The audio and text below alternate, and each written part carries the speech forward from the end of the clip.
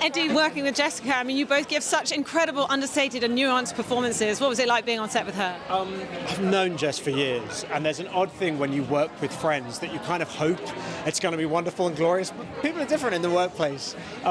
It was wonderful, and it was everything I'd hoped of and more.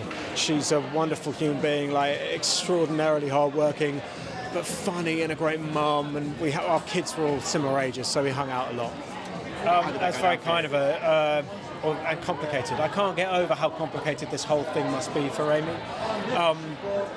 It was COVID when we started filming, so I only met her via Zoom, but we had these long conversations, and it was really important to Amy to reaffirm that this guy was genuinely kind, empathetic, self-deprecating, like used this humour about how shoddy his home life was, and that she only ever met the murderer twice, and this was a different human being.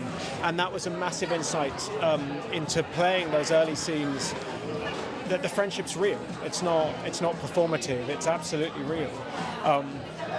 So she was a massive insight, really. Do you know, I knew nothing about this story, and when I read it, Christy Wilson-Cairns' script, I couldn't believe it was real. I also found it a story that didn't fit in a box. On the one hand, it was a hero's journey of this extraordinary woman who was able to accomplish what the systems failed to do.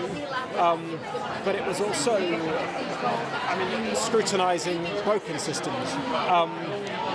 And I got to work with Jessica Chastain, and I think she's amazing. So that was pretty dream-worthy, honestly. You approach it like you approach anything. Like you never look at someone as a villain, despite the fact that he did monstrous things. You try and find the humanity in him, and also there was a reason he got away with it for so many years, because he was gentle, he was kind, he was empathetic. It just transpired that he was also weaponizing that empathy and doing horrific things. So you do all the research, and then you bottle it, and then you turn up opposite Jess and see what comes out of it.